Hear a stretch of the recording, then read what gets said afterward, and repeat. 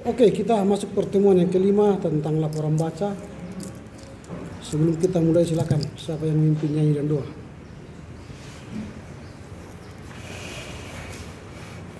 Sebelum kita memulai perkuliahan kita pada pagi hari ini, kita bernyanyi dari buku Ende yang sudah saya kirim di grup. Buku Ende dari nomor 15 ayat 1 saja. Nasaribu hari ganda. Kita nyanyikan bersama-sama. Nasaribu hari ganda, sari manis soaraki, nai nasago barenongku, mamuji dewa tatai, pawoalas nirohati, hinorhoni pambayani. Merkami yang mahita, puji-pujian madok mulyati disembahan roh nami Tuhan Tuhan Allah toktong ho mangaramuti hami di bagasan sadarion hami boy rak merpungu di ruangan kelas namion ali Tuhan di bata nami sadarion ali Tuhan yang mulai nami persiajaran nami persikolan nami ima mata kuliah teologi perjanjian baru yang kedua ya Tuhan alani Tuhan ho mana mangaramuti hami akayana komu nama permudu-mudu hami asaboi hami mersiajar doho dinggan jalaboi hami madapat persiajaran sian Bapak dosen nami oleh Tuhan nang soni Bapak dosen nami oleh Tuhan pematoktong nama ngaramoti nama ngalian hasehato nama ngalian hasabaron doon hatabao lau mengajari doho mempermudu-mudu hami akayana komu oleh Tuhan pematangi yang doho ele-ele nami tuho oleh Tuhan pelan mengasahon buarnya anakmu Tuhan Yesus Kristus mertangia kami tuho amin. Amin. Oke, kasih. Lihat. Hari ini kita akan memasuki laporan baca yang pertama. Sebelumnya saya akan sampaikan beberapa informasi. Yang pertama, minggu depan kita akan membaca 2 laporan baca, yaitu laporan baca kedua dan ketiga, untuk mengejar ketertinggalan kita yang 2 kali tidak masuk. Sehingga nanti pertemuan minggu depan sudah kita anggap 2 kali pertemuan karena membahas 2 laporan. Itu yang pertama. Yang kedua, saya kirim revisi RPS karena di RPS itu ada 7 laporan baca, sehingga saya bagi lagi kelompok, menambah 1 kelompok lagi untuk laporan baca, jadi 7 kelompok. Nama-namanya lihat saja di situ. Sudah saya buat kelompok ke-7 untuk membaca laporan baca ke-7. Kalau laporan tugas kelompok masih tetap tidak ada mengalami perubahan. Itu yang kedua. Yang ketiga, dalam setiap laporan baca nanti mohon kita serius mempersiapkan, jangan asal ada. Saya ulangi lagi, saya tidak suka melihat laporan baca itu hanya membaca buku itu dari sini, lalu dia pindahkan ke papernya, lalu dia baca di sini. Saya tidak suka itu. Yang saya suka ialah Anda mengerti, memahami apa yang saudara baca, dan Anda mengerti yang Anda baca. Ada sesuatu yang kau mengerti, kau pahami, itu yang akan saya nilai. Jadi bukan apa yang kau baca itu. Karena apa yang kau baca lagi, saya sudah baca. Dan saya sudah mengerti apa yang saya baca ini. Nah, saya hanya melihat saudara mampu nggak mengerti dari bacaan itu. Jadi jelaskan kepada kami apa yang kau baca itu, apa yang kau mengerti. Begitu ya. Baru semua peserta yang lain, selain mereka yang membaca, juga harus baca buku ini. Supaya kita berdiskusi tentang buku ini. Nah, mereka nanti sudah laporkan dari hasil bacaannya dia mengerti satu bagian, dia terangkan ke kita. Teman-teman yang lain juga begitu. Lalu nanti ada bidang-bidang lain yang belum dijelaskan karena keterbatasan waktu. Maka disitulah kita nanti menambah diskusi kita. Saya belum mendengar laporan baca ini membahas tentang ini. Padahal LAT menambahkan poin tentang ini. Nah, itu. Jadi kita diskusi.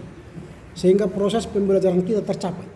Jadi cara belajar kita ada dari dosen, itu sudah saya kerjakan beberapa pertemuan yang lalu. Lalu sekarang mahasiswa yang menjelaskan materi ini ke kita supaya tercapai pembelajaran kita.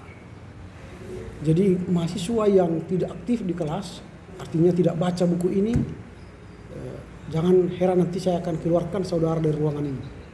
Karena ini masih pertemuan pertama, saya andaikan saudara sudah membaca. Gitu ya. Tapi kalau sudah pertemuan berikutnya nanti laporan baca 2 dan 3, saya tidak mau dengar alasan saudara tidak mau baca buku itu. Terserah mau dari mana dapat buku ini, baca. Baik yang membaca dan yang peserta yang lain. Begitu ya. Supaya kita termotivasi untuk belajar.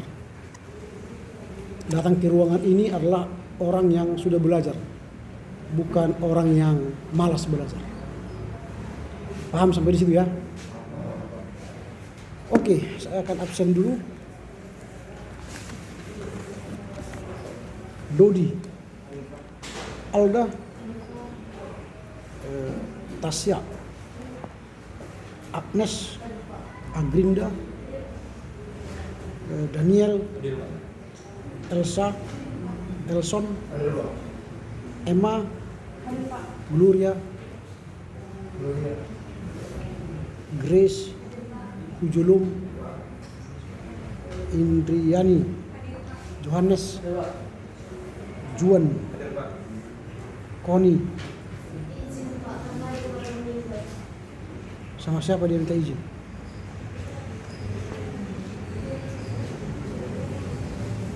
Lydia,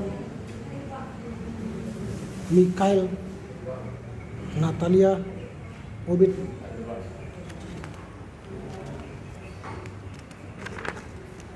Palma, Reni, nggak ada. Oke, saya pikir nggak ada. Reja, Richard, Roy, Naldi, Ruth, Samuel, Serina, Susanta, Tri. Oke, satu lagi siapa ini? Immanuel.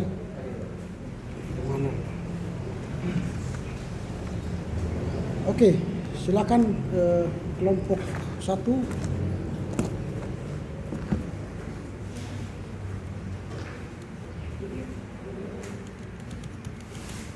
Kita mulai dari saudara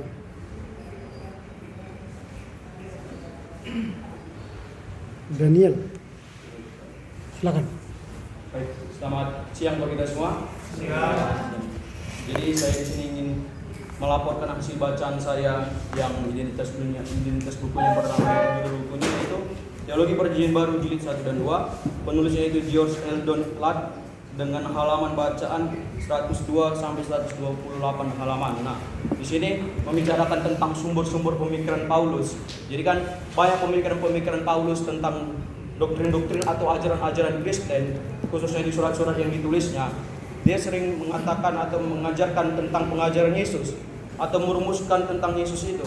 Tetapi kalau kita tarik dari latar belakangnya, dia ini seorang Yahudi. Bahkan dia ini pernah membantai umat-umat Kristen, tetapi dengan kuasa Tuhan mengutus dia untuk menjadi rasulnya. Jadi penulis ini sedikit bimbang dengan sumber-sumber dari mana pemikiran Paulus ini, karena dari segi sejarahnya dia tidak pernah mengatakan siapa sejarah Yesus itu, tentang Yesus itu siapa, bagaimana Yesus, dia tidak ada. Yang dicantumkannya adalah atau yang sering dikatakannya ialah pemikiran atau buah-buah pemikiran tentang Yesus yang dirumuskannya untuk disebarkannya ke kota-kota. Nah, jadi pemikiran-pemikiran ini sedikit sulit sumber-sumbernya yang ingin digali oleh penulisnya. Tetapi kalau dari segi pemikiran dari penulis ini memikirkan bahwasanya Paulus ini diberikan Tuhan langsung otoritas. Bukan hanya Paulus saja ya teman-teman. Semua rasul diberikan otoritas yang penuh. Semua rasul-rasul. Tetapi dari semua rasul, cuman Pauluslah sangat istimewa. Kenapa saya bilang begitu? Karena semua rasul-rasul ini diutus karena dia sudah melihat perjalanan Yesus atau sudah merasakan kedekatan Yesus, tetapi Paulus sendiri tidak. Nah, jadi ketika Paulus sendiri mendapatkan otoritas, disitulah dia bertindak, memberikan pemikiran-pemikirannya. Jadi sebuah pemikirannya, contoh dia tentang perkawinan, tentang siapakah Yesus, apa maksud Yesus datang ke dunia, dan segala macamnya dengan doktrin-doktrin yang ada, begitu. Nah, tetapi sedikit yang dikutip oleh pemikiran penulis ini mengatakan bahwasanya si Paulus ini sedikit otoriter. Kenapa dibilang otoriter? Karena otoritas yang diberikan dia seakan-akan itu pemikiran dia sendiri, dan itu ingin menguntungkan atau memegahkan dirinya sendiri. Di surat-surat dia pernah dia dikatakan bahwasanya ketika orang yang tidak mendengarkan perintah atau ucapan si Paulus, mereka layak dikucilkan. Nah, dari sudut pandang ini, penulis atau seseorang sering menganggap Paulus ini sering memegahkan diri atas otoritas yang diberikan Allah. Tetapi penulis buku ini membantah hal tersebut. Karena apa? Karena menurut dia itu hanya pemikiran hal yang sempit. Karena itu tadi, penulis ini mengibaratkan si Paulus ini sudah diberikan otoritas penuh kepada Tuhan. Jadi apalagi ketika dia diberikan langsung, diperadabkan dan diutus langsung ketika dia melakukan perjalanan begitu. Walaupun dia tidak melihat, otomatis kan dia ini spesial. Jadi pemikiran Paulus ini yang dituliskan oleh penulis ini, sumber-sumbernya itu langsung dari Allah. Jadi apapun yang dikatakan Paulus, otoritas atau kepemimpinan Paulus itu sendiri, itu bersumber dari Allah. Karena apa? Karena keistimewaannya tadi menurut penulis ini. Penulis ini mengatakan bahwasanya si Paulus ini sangat istimewa.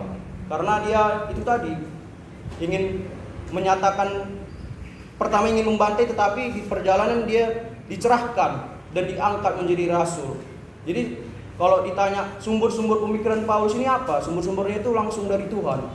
Walaupun dia tidak tahu tentang sejarah Tuhan, bahkan di dalam suratnya itu sudah saya bilangkan tadi, dia tidak pernah menyinggung tentang sejarah Yesus, tetapi buah pemikiran Yesus yang disinggungnya. Maka dari itu penulis ini yakin bahwasannya sumber-sumber pemikiran Paulus itu langsung dari Tuhan. Apapun yang diambil keputusan oleh Paulus, mau bagaimanapun yang dikatakannya, itu langsung bersumber dari Tuhan. Karena Tuhan sendirilah yang langsung mengutus dia. Mungkin itu yang inti dari yang saya baca dari buku Teologi Perjanjian Baru jilid 1 dan 2 yang penulisnya George Eldon Ladd. Demikian. Oke. Lanjut kepada Reynaldi. Sorry, ini kelompok B ya. Saudara Obed. Dari sini saya akan melaporkan hasil laporan pembahasan saya, yaitu yang bertulis sumber-sumber pemikiran Paulus.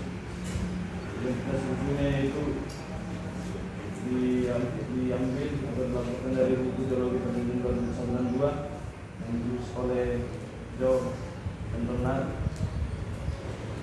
yang berada dalam dengan halaman 128. Yang pertama itu sifat dari sumber ini. Sifat dari sumber perangan Paulus itu tidak bersifat abstrak, tapi bisa dikatakan bersifat formal dan menghidupkan, karena surat-surat Paulus ini dituliskan atau dibuat oleh Paulus kepada jemaat-jemaat, kepada orang-orang Kristen.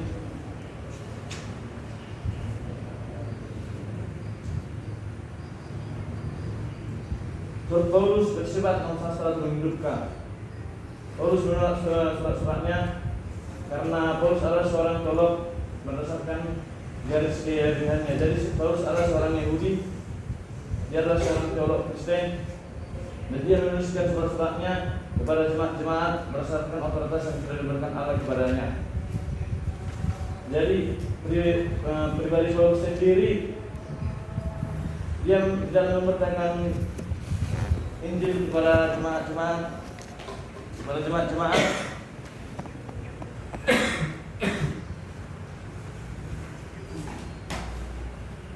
Sikap Paulus terhadap bertanya sendiri.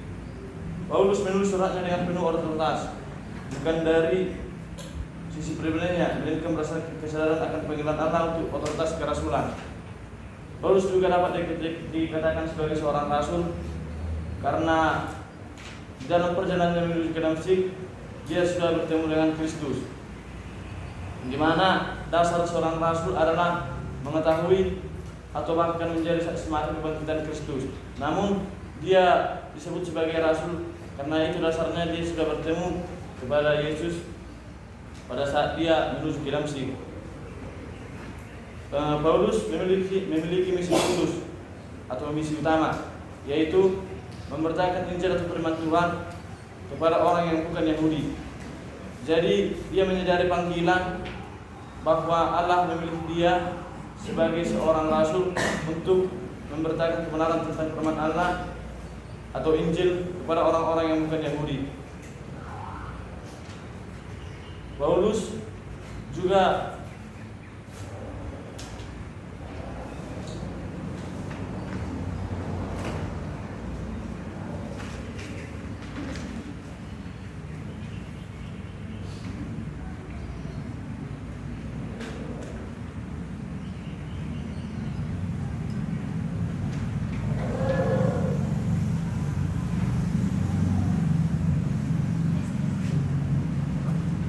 menekankan tentang makna penyaliban dan makna kematian Yesus Kristus di kayu salib. Dia menekankan kepada orang-orang bahwa karya Allah telah nyata, yaitu nyata dalam Kristus.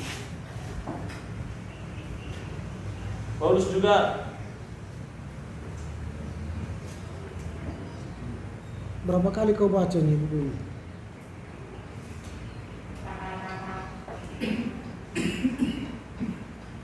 Berapa kali? 3-4 kali. 3-4 kali. Oke, silakan Bu. Alda. Terima kasih atas kesempatan yang kali ini. Mungkin dari teman-teman sudah ada yang menjelaskan tentang sifat daripada pemikiran Paulus. Jadi kita masuk dalam sumber pemikiran Paulus. Jika dikatakan pemikiran Paulus, jadi apa yang dilihat dari pemikiran Paulus? Seperti cara pandang Paulus, yang dimana dimulai dari sifat daripada pemikiran Paulus, dimana sifat daripada sumber Paulus itu adalah bersifat abstrak. Kenapa bilang abstrak? Mungkin ada sedikit di sini dikatakan ada perbedaan, ada perbedaan antara penekanan antara teologis dan ada penekanan antara doktrin. Jadi banyak di sini kesinggungan atau ada kesinggungan di sini, kebingungan bagi para misalnya murid Paulus. Mereka kebingungan atas surat-surat Paulus yang dituliskan Paulus. Jadi ada kebingungan antara mereka. Jadi ada juga orang, misalkan seorang pakar pun berpendapat bahwasanya si Paulus ini bukan orang yang teologis, tapi dia merupakan seorang yang jenius dalam agama. Di mana maksudnya seorang pakar atau seorang pakar ini berpendapat bahwasanya apa yang dituliskan Paulus ini bersifat abstrak atau bisa juga non sastra gitu. Jadi tapi ada salah satu bukti menyatakan bahwasanya Paulus ini merupakan seorang teologis. Salah satunya bahwasanya dilihat dari latar belakang Yahudiannya, yang dimana Paulus di sini di mana Paulus juga mendapatkan kesulitan dalam kita dapat mengenali isi-isi dari sifat sumber dari pemikiran Paulus, karena mengalami kesulitan ketika bahwasanya pemikiran Paulus bukan hanya dari pendapatnya saja, tapi dia juga berpikir bahwasanya apa yang dia miliki itu merupakan kehendak dari Tuhan.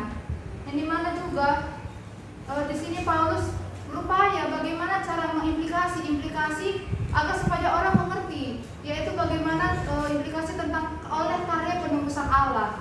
Yang mana teologis itu bukan bersifat bukan sifat abstrak lagi, tetapi menjadikan sebuah sebagai interpretasi atau dalam maknanya itu dapat dikatakan pribadi dan karya Allah. Yang dimana jadi bagaimana Paulus menyikapi beritanya sendiri, bagaimana Paulus menyikapi sifat daripada pemikiran-pemikiran yang sumber-sumber yang terjadi.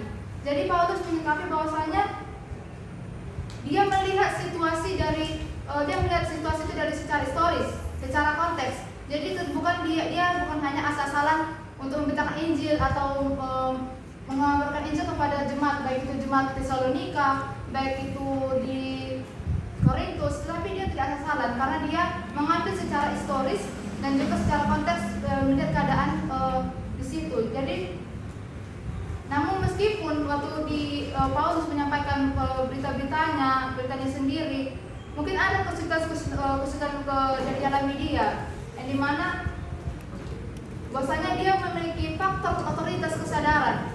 Faktor otoritas kesadaran artinya adalah dia memiliki otoritas kerasulan. Kerasulan ini artinya otoritas kerasulan yang dimilikinya ini bukan dari milikku sendiri, tetapi milik Allah. Aku diberkati, aku dikaruniakan Allah untuk menjadi seorang rasul. Jadi Paulus di sini juga berperan bahwasanya aku bukan hanya menyalurkan pendapatku sendiri, tetapi apa yang difirmankan Tuhan itu yang aku jalankan. Jadi di mana juga si Paulus menganggap bahwasanya para rasul itu adalah sebagai wahyu. Yang dimana wahyu itu adalah kesadaran bahwasanya kita layak menjadi perantara-perantara untuk mengabarkan Injil. Jadi ditambah lagi sebagai perantara wahyu adalah kita bercerita secara historis. Secara historis itu artinya kita menceritakan keseluruhan cerita mengenai peristiwa-peristiwa yang terjadi oleh Tuhan. Kita ceritakan, tetapi bukan hanya sekedar penafsiran diri kita sendiri, tapi apa yang sudah dilewati Allah.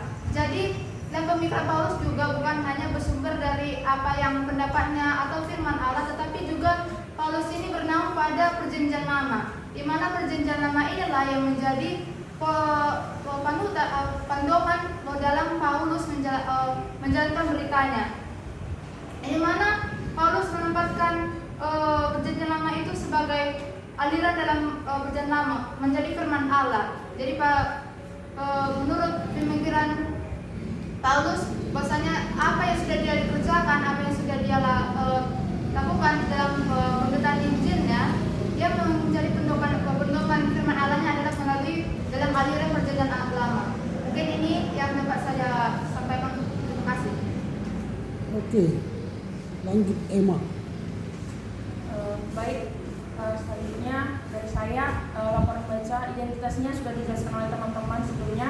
Lalu lanjut saja ke sumber-sumber pemikiran Paulus. Yang pertama dari sifat-sifat dari sumber-sumber ini. Di Alkitab kita tahu ada banyak surat-surat yang dituliskan oleh Paulus. Di dalam kitab-kitabnya itu disebutkan bahwa penulisnya Paulus. Namun ada beberapa pakar atau ahli begitu kan yang menyatakan bahwa sebenarnya ada beberapa kitab yang dia itu termasuk dibilang adalah sebagai pseudepigrafa, di mana pseudepigrafa itu sebenarnya adalah kitab yang tidak termasuk ke dalam apokrifa atau deuterokanonika, di mana pseudepigrafa itu adalah tulisan-tulisan yang sebenarnya dia itu memakai nama orang-orang yang terkenal pada saat itu. Lalu selain itu dia juga memakai nama samaran gitu untuk menjadi nama penulis dari kitab itu. Lalu sifatnya yang berikutnya yang saya temukan adalah surat-surat Paulus ini bersifat pastoral yang menyangkut tentang tugas eklesiologi dan di mana surat-suratnya Paulus ini berisikan tentang pengalaman pribadinya dengan Yesus, lalu direlevansikannya ke dalam kehidupan jemaat gitu. Lalu sifat yang selanjutnya yang saya temukan adalah Paulus tidak pernah membahas tentang histori tentang Yesus secara detail, karena yang seperti kita ketahui juga kan bahwa sebelum pertobatannya Paulus ini sebenarnya tahu tentang Yesus, tapi dia tidak kenal tentang Yesus. Jadinya dia mengetahui tentang Yesus, dia mengetahui dan belajar tentang Yesus itu setelah dia mengalami pertobatan. Lalu sifat selanjutnya adalah latar belakang histori di dalam surat-surat Paulus ini ada yang hilang. Jadi hal-hal yang hilang ini memungkinkan bahwa penafsir-penafsir pada masa kini bisa menimbulkan kebingungan dalam menafsirkan kitab-kitab Paulus ini karena ada hal-hal yang hilang itu tadi. Lalu bagaimana sikap Paulus selanjutnya adalah mengenai tentang sikap Paulus terhadap beritanya sendiri. Mungkin di kitab-kitab Paulus ini kan ada kalimat-kalimat yang seperti dia memegahkan dirinya. Misalnya untuk suratnya untuk kepada jemaat di Korintus, dia mengatakan bahwa dia melebihi dari guru-guru yang lain. Lalu untuk jemaat-jemaat di Tesalonika, dia mengatakan bahwa jika ada jemaat yang tidak mendengarkan jika ada orang yang tidak mendengarkan ajaranku, maka dia harus dikucilkan. Melihat hal itu, mungkin orang-orang berpikiran bahwa si Paulus ini memegahkan dirinya, bahwa apa yang dikatakannya itu adalah benar. Tapi dia tidak pernah malu ataupun takut untuk memang membenarkan apa yang dibilangnya, karena dia merasa otoritas Allah bekerja di dirinya. Dia merasa bahwa Roh Kudus memimpin dirinya. Jadi dia selalu percaya apa yang dikatakannya itu memang benar-benar otoritas dari Allah. Lalu Paulus sebagai rasul, di dalam Markus 6 ayat 30, kata Apolos merujuk pada ke-12 murid Yesus. Namun dalam perkembangannya ternyata rasul-rasul itu perlu diperbesar, sehingga perlu ditambahkan. Lalu ditambahkanlah Paulus. Tapi Paulus ditambahkan bukan karena supaya ada aja begitu, bukan supaya ada aja yang ikut membantu ke-12 murid Yesus ini. Selain itu, pada saat itu ada juga rasul-rasul palsu gitu kan, rasul-rasul palsu yang mengajarkan tentang ajaran-ajaran sesat. Lalu di mana yang seperti saya bilang tadi, kalau menjadi rasul itu si Paulus ini bukan hanya diangkat begitu-begitu saja, tetapi untuk menjadi seorang rasul persyaratannya adalah pernah menjadi saksi mata kebangkitan dan menerima panggilan yang jelas dan amanat dari Tuhan yang telah dibangkitkan. Ini bisa kita lihat dari pengalaman Paulus pada saat dia perjalanan ke Damsyik, perjalanan pertobatannya itu. Dari situ sudah kita bisa melihat bahwa si Paulus ini yang seperti saya bilang tadi bukan asal-asalan diangkat menjadi rasul. Baru Paulus sebagai rasul ini, dia ini kan latar belakang orang Yahudi begitu kan, dan pada saat itu kental sekali membeda-bedakan gitu kan antara orang Yahudi dan non-Yahudi. Tapi walaupun si Paulus ini adalah orang Yahudi, dia dalam mengabarkan Injil, dia tidak membeda-bedakan orang Yahudi dengan yang bukan Yahudi. Dia ke semua orang, tidak membedakan apapun, dia menyebarkan Injil ini gitu kan.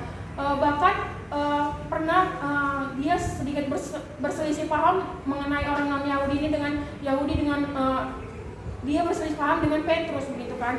Lalu Paulus juga mengatakan otoritasnya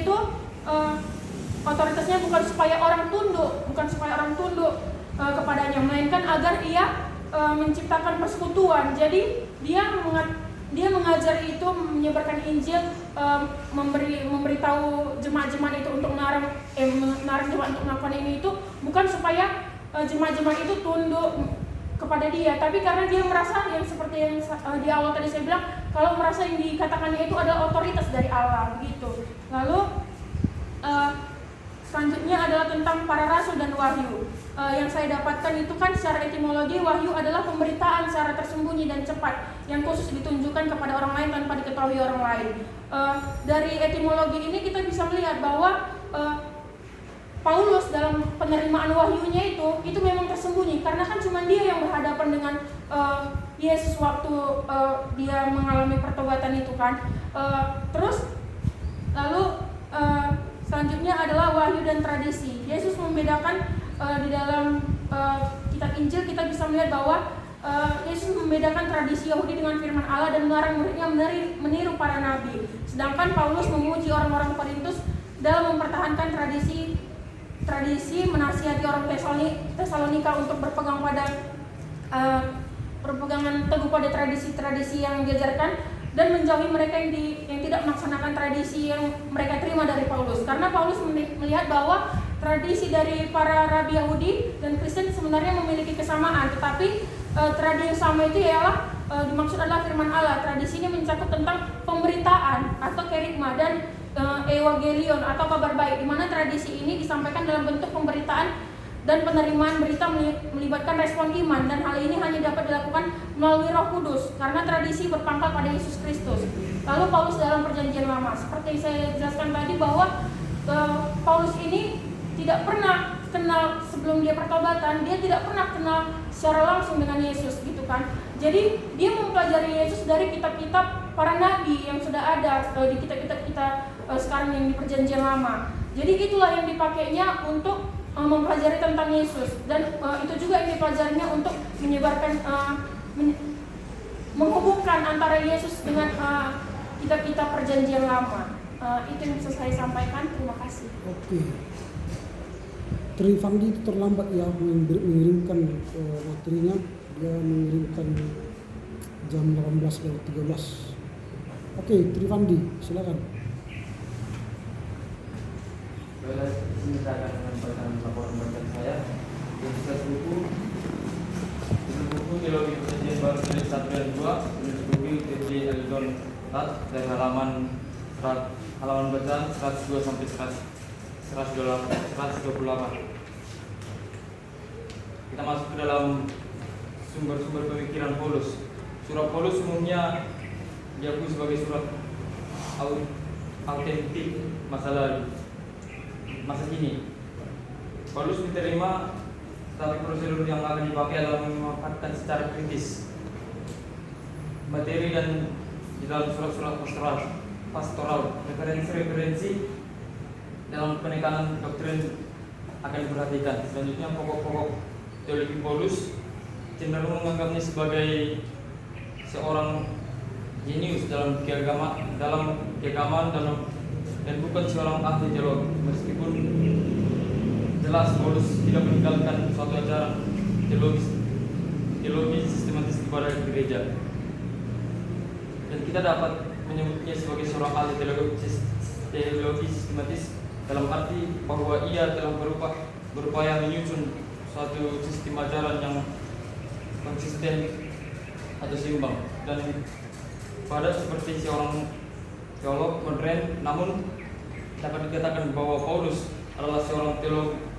berdasarkan latar belakang keyahudiannya, dan jelas bahwa ia berupaya memikirkan implementasi karya penebusan Allah dalam Kristus apabila gereja-gereja pada waktu itu membutuhkannya. Paulus adalah pemikir teologis. Baginya konsep-konsep teologi itu adalah fakta-fakta tentang Allah, manusia, dan dunia, menjelaskan tentang merenggangnya hubungan dunia dengan Allah dan perbuatan Allah di dalam Kristus dalam mengembalakan dunia kepadanya. Konteks tulisan Paulus yang historis di dalam hidup ini dapat menjelaskan sebagian pertanyaan-pertanyaan yang paling sulit dalam pembahasan teologi kontemporer. Suatu masalah penting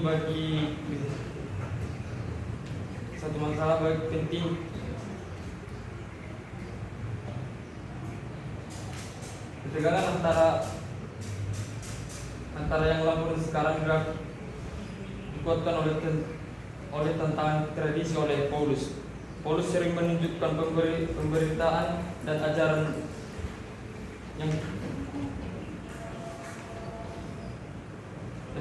sesuai dengan yang digunakan dalam tradisi isi lisan Yahudi, yakni untuk melepaskan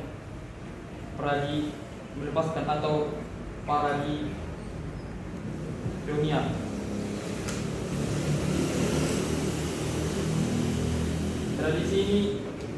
Tradisi itu berpangkal pada Yesus sendiri. Namun sebagai Tuhan yang telah dimuliakan, Kristus sekarang berdiri di belakang tradisi dan berbicara kepada gereja dengan perantaran tradisi itu.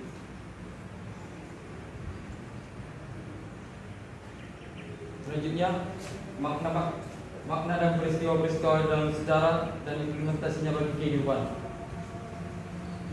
kehidupan Kristen ditampilkan dalam tradisi historis di mana melaluinya Kristus telah dimuliakan. Itu berbicara menyampaikan pengungkapan langsung oleh Roh Kudus melalui para rasul dan nabi. Sebenarnya melalui pemahaman Yahudi terhadap fakta-fakta itulah membuat Paulus menjadi penganiaya orang Kristen oleh apa yang diperolehnya dalam jalan kehidupan adalah pemahaman baru dan benar tentang fakta-fakta itu, yakni bahwa Yesus adalah Mesias. Mungkin itu yang bisa saya jelaskan. Oke.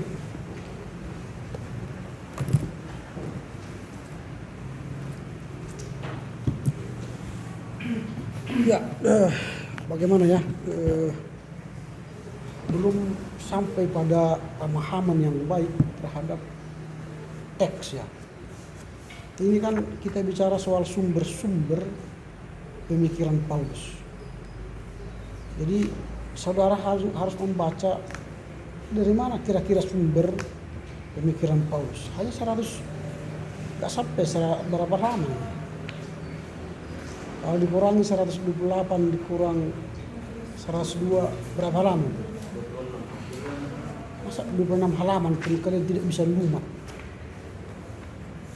dengan baik gitu kan?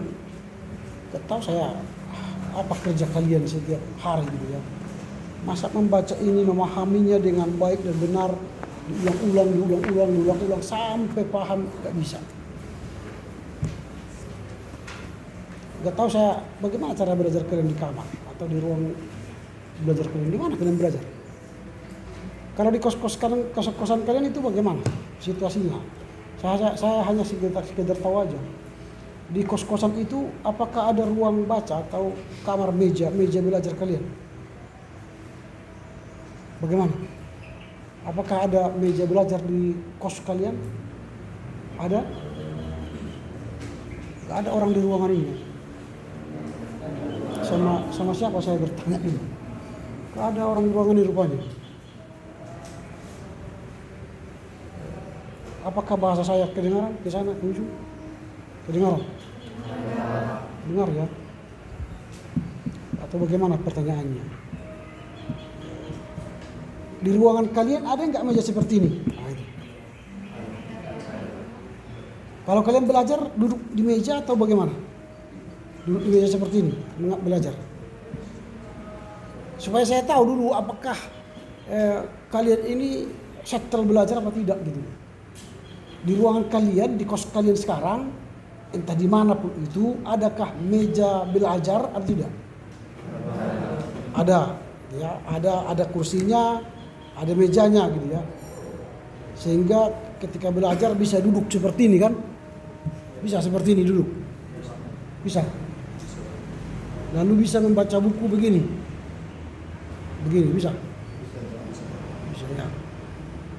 Lalu berapa jam kalian duduk di meja itu satu hari membaca? Satu hari berapa jam? Oh, nggak ada orang di sini. Kepada siapa saya bertanya lagi biar bisa ada jawaban. Atau saya keluar dulu bertanya mungkin ya. Mungkin ada orang di sana bisa jawab.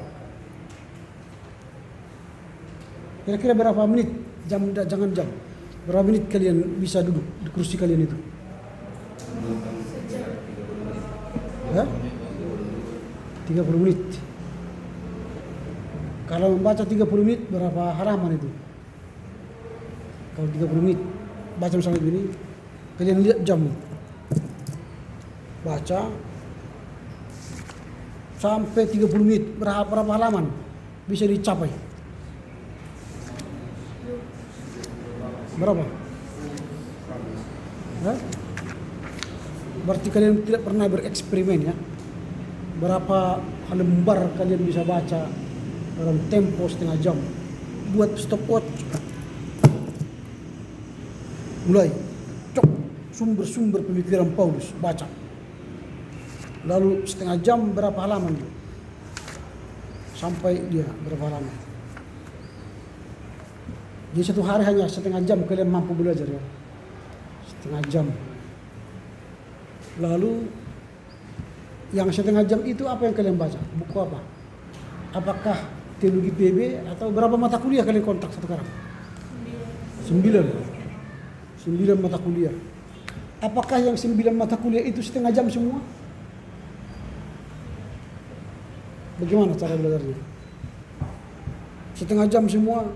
Jadi belajar PB setengah jam, 5 menit, matikan, baru ambil lagi. Seminar, ambil lagi. Ya, setengah jam semua.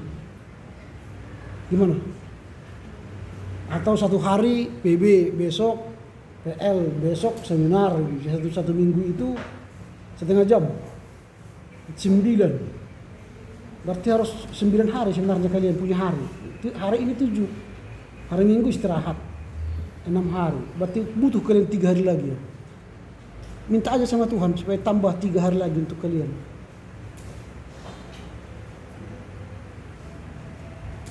Saya kurang tahu bagaimana manajemen waktu kalian belajar ya. Kalau memang setengah jam untuk 9 mata kuliah, haleluya lah. Pantasan benar apa yang disampaikan oleh user jemaat sekarang. Alumni ST itu tidak membanggakan.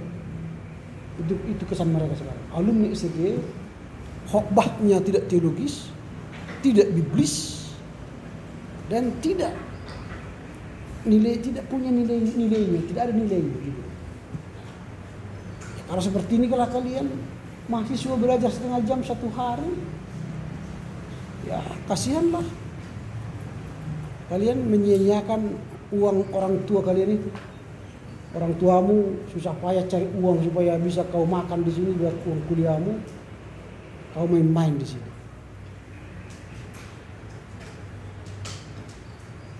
Sayang sekali ya. Oke lah.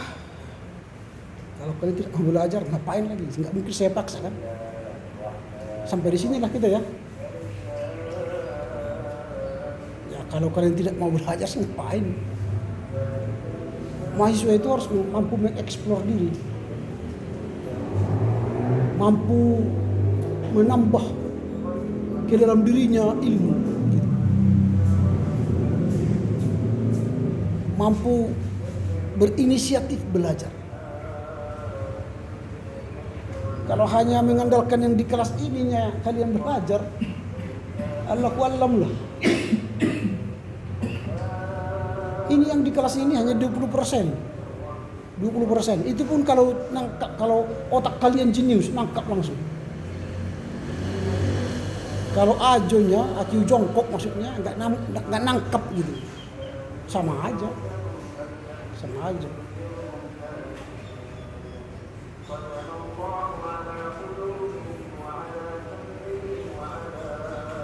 Jadi kalau minggu depan tidak sampai kalian pada daya nalar kalian menangkap materi, saya stop aja. Ya, saya stop. Dan nilainya pas-pasan lah. 70, 60. Tapi kalau kalian nangkap isi pesan dari buku ini, bisa kalian bahasakan dengan bahasa sederhana, kalian jelaskan dengan lugas, Anda mengerti yang Anda katakan, nah itu dapat nilai bagus itu. Nilai bagus.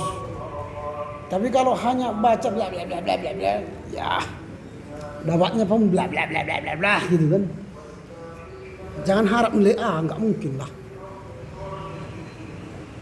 Nggak mungkin itu. Jadi minggu depan yang kita bahas ialah soal manusia di luar Kristus. Kemudian pribadi Kristus. Itu untuk laporan baca 2. Pahami, berulang-ulang baca sampai Anda paham. Kalau bisa 1000 kali baca supaya paham, silakan aja. Dia aja dari 4 kali nggak paham dia baca, dan 4 kali bolak-balik katanya 4 kali dengan waktu setengah jam. 4 kali. Bagaimana mungkin ya? 4 kali begitulah hasilnya. Arti kalian butuh 150 kali biar bisa paham. Baru laporan baca 3, karya Kristus penebusan dan karya Kristus pembenaran. Penebusan dan pembenaran pahami. Menurut Paulus apa itu pembenaran? Menurut Paulus apa itu penebusan? Pahami supaya Anda mampu menjelaskan. Karena tujuan kita belajar ini, kalian sudah baca di RPS kan, apa tujuan kalian? Setelah nanti selesai perkuliahan ini apa? Tujuan kalian setelah selesai perkuliahan ini? Apa yang harus didapatkan, diperoleh dari kalian? Kalian apa? Udah baca kayak RPS itu? Kalau kalian tidak baca RPS, ngapain kalian duduk di sini? Makanya kalian tidak punya motivasi untuk belajar di sini, karena kalian nggak tahu mau kemana kalian jalan. Nggak tahu kalian. Pokoknya ikut kelas ikut, bubar gitu. Tapi nggak tahu mau kemana ini kelas ini. Anda itu menjadi apa setelah selesai kelas ini? Ini kurikulum Merdeka Belajar itu begitu. Selesai belajar, Anda punya kemampuan, punya outcome, punya luaran. Bukan hanya duduk di sini, hanya duduk dengar-dengar ngomong-ngomong, habis itu bubar gitu. Enggak. Apa di sini? Apa disebut? Di RPS. Apa? Mampu? Kalian sudah mampu atau belum? Jadi supaya mampu bagaimana? Ya baca. Orang ini mampu nggak tadi menjelaskan materi kita hari ini? Mampu? Nggak mampu. Jadi kalau seperti inilah kalian nanti jadi pendeta, nggak mampu menjelaskan apa-apa. Benarlah kata jemaat itu. Pendeta sekarang itu blow on. Gak ada apa-apanya, otaknya nggak ada.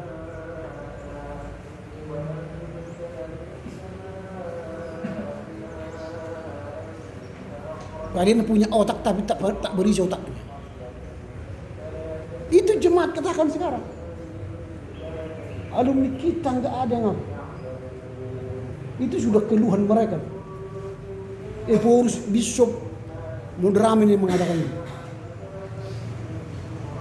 Makanya kami sering berdiskusi para dosen ini. Gimana caranya ya supaya otak kalian ini berisi gitu. Sistem apa yang harus kita buat di kampus ini supaya mahasiswa kita ini berkualitas? Bingung kami sekarang, betul. Kebingungan. Gak tahu kita bagaimana caranya. Ya kalau kalian tidur, sehebat apapun dosen di sini gak akan berhasil mendidik kalian. Pulang dari sini kalian tidur, tak pernah ke perpustakaan baca buku. Di kamarmu pun tak pernah investasi waktu 2 jam 1 hari baca buku. Jangan berharaplah berkualitas. Gak mungkin itu. Saya jamin tak mungkin. Kalian nanti hanya sarjana-sarjana teologi yang tak ada artinya.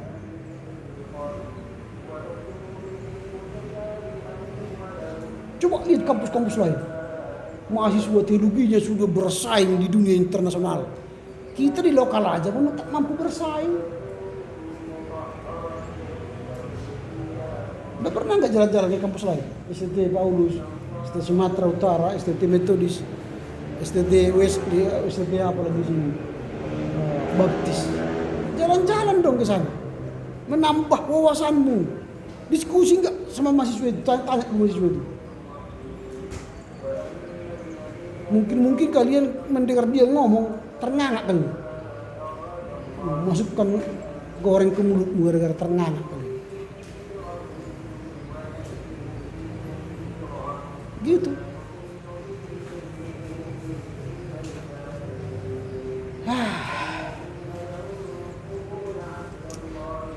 Tarik nafas lagi panjang-panjang. Sumber-sumber pemikiran Paulus itu yang dibahas oleh Lak. Bagaimana sumber-sumber pemikiran Paulus? Sebelum dia membahas sumber-sumber itu, dia cerita tentang sifat. Ini kan sifat dari sumber-sumber itu. Tadi Alda sudah menyinggung, ada sifatnya sebagai prosa. Siapa juga sudah menyinggung, ada sifatnya surat-surat am. Ada yang menuding itu bukan suratnya. Jadi dari 13 surat itu ada 9 surat Paulus asli. Maka ada proto Paulin, ada deutro Paulin. Itu sifat. Ada orang yang meragukan tulisan Paulus. Ada yang mengatakan ini asli Paulus, pemikiran Paulus ada. Oh ini bukan, ini surat-surat am. Oh ini prosa.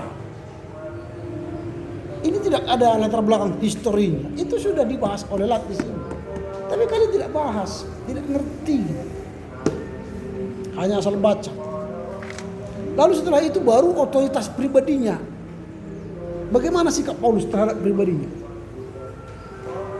Apakah dia menolak atau dia bersikeras? Tadi sudah dikatakan dia bersikukuh ya. Tentang kerasulannya dia bersikukuh. Mengapa itu? Makanya dibahas oleh Silat di sini Paulus sebagai rasul. Paulus menjelaskan kerasulannya. Bagaimana? Karena definisi rasul kala itu ialah orang yang dipanggil dan diutus oleh Tuhan. Jadi Yesus memanggil Simon, memanggil Matius, memanggil Jakobus, memanggil Nathanael. Ada 12 yang dipanggil oleh Yesus. Itulah rasul. Di luar itu apakah ada rasul? Ada, tapi harus dia benar-benar dipanggil. Lalu Paulus apakah dia dipanggil? Ya, dipanggil. Maka dia mengatakan dia dipanggil oleh Yesus yang bangkit, bukan Yesus yang hidup. Ofte, penampakan. Jadi Yesus menampakkan diri kepada Paulus, ofte, penampakkan diri. Disitulah mulai dia mengatakan kerasulannya. Dia mengatakan kerasulannya dengan itu. Maka dia dijelaskan di sini. Paulus menyatakan bahwa otoritas yang tertinggi itu didasarkan pada kerasulan. Pengalamannya di jalan ke Damsyik tidak hanya menyebabkan dia mengenal Yesus sebagai Mesias yang telah bangkit dan ditinggikan, melainkan juga merupakan panggilan Allah baginya untuk melaksanakan misi khusus. Itulah kerasulan itu. Jadi sumber Paulus itu, pemikiran-pemikiran Paulus itu bersumber dari mana? Perjumpaannya dengan Kristus. Penampakan Kristus kepadanya itu menjadi sumber pemikiran Paulus. Ini dijelaskan oleh Lat di sini. Selain perjumpaannya dengan Kristus, apalagi sumber pemikiran Paulus? Itu wahyu, para rasul dan wahyu. Jadi dia menulis atau membuat teologinya, pemikirannya dari para rasul. Siapa-siapa saja para rasul. Ada lagi para rasul, murid-murid Yesus. Berjumpa dengan Petrus, berjumpa dengan Markus, berjumpa dengan Yakobus, Yohanes. Dengan demikian mulailah dia membuat sebuah teologi, pemikiran. Dia menulis, mengabarkan Injil dari pemikiran siapa? Pemikiran rasul dan wahyu. Wahyu itu menjadi sumber pemikiran Paulus. Itu dijelaskan di sini. Dalam studi tentang teologi Paulus, aspek yang terpenting atas pengertiannya terhadap otoritas kerasulannya adalah kesadarannya sebagai perantara wahyu. Jadi dia pun sadar dia perantara wahyu itu. Dia menyampaikan wahyu itu, nubuat itu. Ini yang kita lihat di sini. Bahkan dikatakan dalam penyampaiannya sebagai wahyu Tuhan, wahyu itu kan rahasia atau nubuatan. Dikatakan rahasia dalam perjanjian baru, khususnya dalam tulisan Paulus, telah menjadi istilah teknis yang dihubungkan dengan wahyu ilahi. Nah, selain itu apalagi sumber pemikiran Paulus selain para rasul dan dikatakan di sini wahyu dan tradisi. Jadi Paulus mendapatkan sumber pemikirannya dari tradisi. Tradisi apa? Tradisi lisan. Ini disebut di sini. Dia mendapatkan wahyu dari tradisi lisan. Kalau kita baca halaman 119, mulai dari halaman 118, Paulus sering menunjuk pemberitaan dan ajarannya sesuai yang digunakan dalam tradisi apa?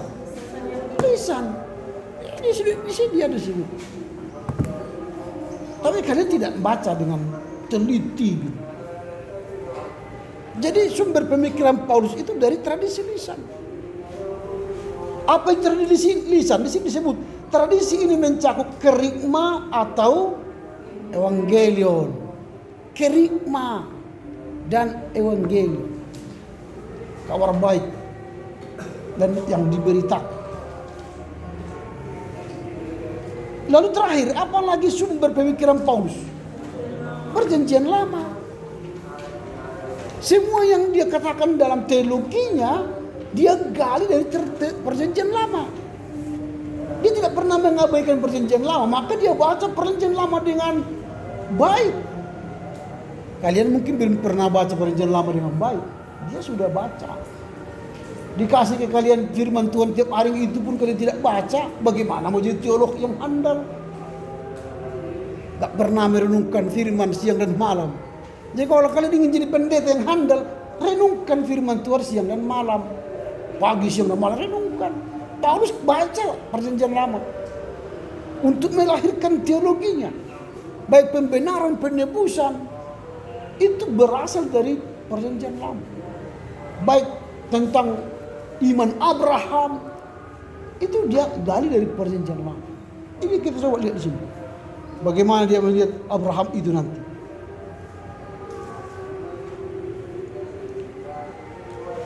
Kita baca di sini nanti ada tentang Abraham. Misalnya Roma 4 ayat 17-18. Itu berbicara soal Abraham. Lalu dia mengatakan bahwa kalau Abraham itu dianggap sebagai bapak orang percaya, apakah karena Abraham itu orang baik? Oh tidak. Tapi karena dia melakukan kebenaran, maka dihitunglah perbuatannya itu sebagai kebenaran.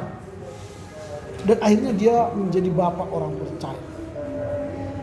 Lalu dia mengatakan, merumuskan, dengan itu dia rumuskan lagi bahwa orang yang mendapat janji Allah adalah orang yang disebut keturunan Abraham. Kalau tidak menjadi keturunan Abraham, maka saudara tidak berhak menerima janji Allah. Tertulis di mana itu?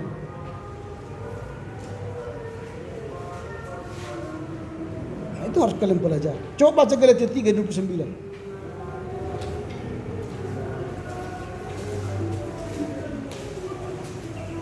Galatia 3:29. Apa disebut?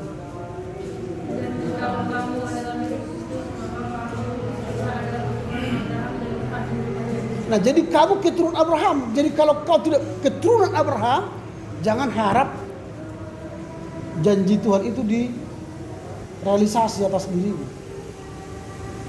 Itu pemikiran Paulus yang digali dari Perjanjian Lama. Dan masih banyak pemikiran-pemikiran Paulus itu sumbernya dari Perjanjian Lama. Nah, jangan demikian, kalian sudah tahu sumber-sumber pemikiran Paulus itu dari mana. Membaca buku itu seperti itu, pahami betul. Cari apa yang disebut oleh penulis. Ini judulnya apa? Sumber-sumber pemikiran Paulus. Kira-kira apa? Dari mana Paulus mendapatkan sumber-sumber teologinya? Itu dari penampakan Yesus pada dirinya. Maka dia dipanggil, diutus. Dari mana lagi? Dari wahyu. Dari para rasul. Dari mana lagi? Dari tradisi. Dari mana lagi? Perjanjian Lama. Di semua ilmu atau teologi yang dibangun Paulus itu tidak datang dari ruang hampa. Itu datang dari hasil perenungannya, pembacaannya, penggaliannya, penelitiannya terhadap teks-teks yang sudah ada, atau tradisi-tradisi yang sudah ada, atau hasil perjumpaannya dengan Tuhan. Yang paling utama sumber teologinya kan perjumpaannya dengan Tuhan. Karena dia berjumpa dengan Yesus, maka dia bertobat. Dari situlah dia kilas balik, memiliki titik balik untuk menjadi pengikut Kristus. Jadi kalian, kapan kalian bertemu Yesus? Kapan? Jangan-jangan gak pernah bertemu Yesus. Disuruh ibadah tiap Senin Jumat gak mau datang. Kapan bertemu? Dikasih teks firman setiap hari nggak dibaca, kapan bertemu? Jangan-jangan ke gereja pun setiap minggu kalian nggak ke gereja. Atau jangan-jangan kalian sekarang sudah jadi ateis atau kafirun kalian. Tapi belajar di sini. mau jadi pendeta tapi nggak pernah berjumpa Yesus. Aneh itu kan. Mau teolog besar lain, tapi tidak mau belajar dari teks suci. Ketawa iblis, senang dia. Lahirlah nanti pendeta-pendeta penyesat kan itu. Karena dasar imannya nggak kuat, nggak pernah bertemu Yesus, tidak pernah menggali teks suci, tidak pernah melihat tradisi, tidak punya wahyu. Habislah. Habislah kan. Kata pengamsal, kalau pemimpin tidak punya visi, tidak punya wahyu, hancurlah bangsa, hancur jemaat. Makanya banyak hancur jemaat sekarang. Karena apa? Pendetanya tak punya wahyu, tak punya visi. Termasuklah mungkin Anda nanti menjadi penyesat. Karena tidak punya kemampuan belajar dengan baik. Masih ada kesempatan bertobat. Kalau kalian mau menjadi pendeta yang baik ya. Kalau tidak mau ya silakan aja. Masih bisa terbuka nanti SNBPTN tahun ini ke fakultas lain di USU atau di Unimed atau ITB, masih buka kok. Belum ada. Supaya jangan nanti jemaat Tuhan rusak gara-gara kalian. Jadi ke neraka nanti semua jemaat Kristen gara-gara kalian. Tapi kalau mau sungguh-sungguh ya bertobatlah. Punya investasi waktu lah, belajar. Baca. Tidak ada kata lain selain membaca. Itu tugas kalian, pertama membaca, kedua membaca, ketiga membaca. Nggak mungkin mencangkul kalian kan? Tapi kalau kalian mau mencangkul, pulanglah ke kampung, gulung tikarmu. Mencangkul kau di sana, bertani. Kalau kalian mau menjadi gamer, skater, silakan gulung tikarmu. Belilah laptop di depan rumahmu, nanti main game kau sampai mati di situ. Atau main skater kau supaya kaya kau dari skater itu. Udah, pilihan ini kan pilihan. Tadi Pak Janahot sudah berkhotbah di sana. Anda hidup bersama siapa? Bersama skater, up to you. Bersama TikToker, up to you. Tapi kalau ingin bersama Allah, dekatlah dengan Allah. Baca firman-Nya. Terserah, itu kan pilihan. Gitu ya. Semoga ada pencerahan lah sama kalian. Tapi kalau nggak bercerah, jumpa lagi kita minggu depan kan itu kan. Sama juga nanti minggu depan. Tapi semoga kalian minggu depan sudah baca buku ini dengan baik. Maka kita peroleh informasi yang baik. Oke ya. Sampai di sinilah, silakan ditutup dengan nyanyi dan doa.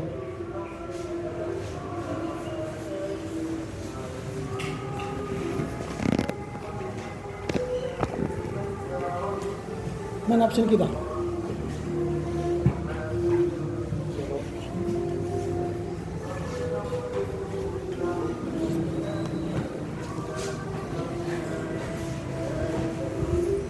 Baik, untuk menutup perkuliahan kita bernyanyi dari Haleluya nomor 406 ayat 1.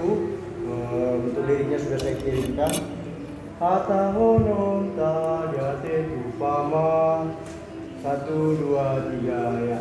Hata honon tadate upama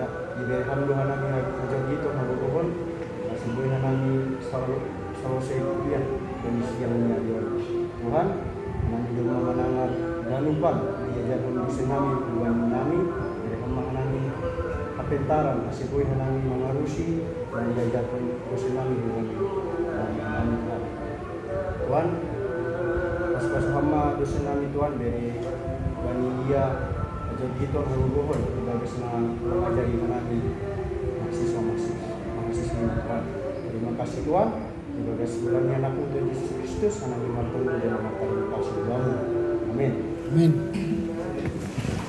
Oke, oras ya.